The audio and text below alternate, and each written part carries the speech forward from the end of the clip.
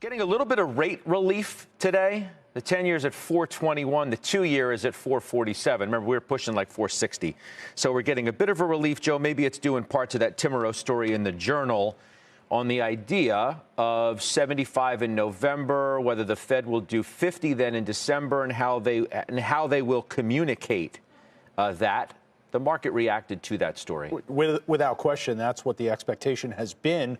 Will they give us some form of guidance at the November meeting that the unprecedented 75 basis point rate hikes of the past several months are coming to an end? And the market will respond positively to that. But to your point, Scott, we are completely hostage to where Treasury yields are going to go. 463 earlier today for a 2-year Treasury.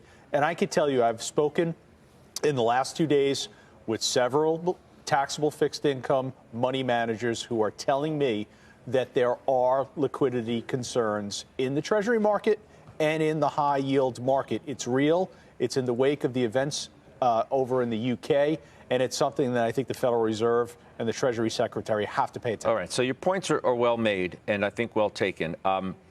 So, yeah, I think we are in large part held hostage in some respects, Surat, by the move in interest rates. You've seen the correlation directly, rates up, stocks down. As Joe was saying that, though, then I'm thinking, well, maybe the Fed is held hostage, too. Yes. Because they can't allow rates to get out of control either. And that's what Nat Alliance is talking about today, responding to the report in the Journal. They say it seems like the Fed, regardless of what they say, does not want rates, especially the long end, to get out of control. We think we're on the verge of a taper tantrum.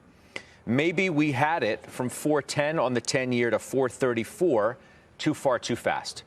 Yeah, look, I think it's not just the interest rates that they're doing. It's what are the ramifications of this? And, you know, we saw what happened in Europe and the UK.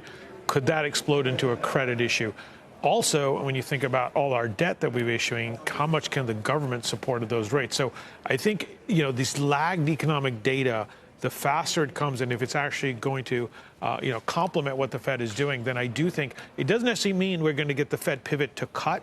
But if we actually get some signaling that this is where we're going to be and we're going to stay here for a while, I think the markets will like that uncertainty taken away. I'll tell you what the market is liking right now. And it was Carl Quintanilla in the handoff to our show who noted those comments from Mary Daly, who says we're at or close to a neutral rate, which is interesting if you think about the trajectory of where we're going from here. It's no surprise that you've got a 500-point gain now on the Dow.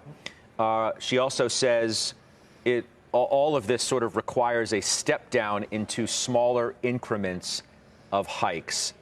It's kind of exactly what we're talking about and why some are remaining bullish here, because they think the Fed is close to the end and they're going to make it clear at some point soon that they're close to the end. So real quick, I think what the Treasury market has done with the rise in yields is no longer does the Federal Reserve, Scott, have the luxury of waiting to see if the rate hikes, the tightening of the balance sheet, will bring down inflation.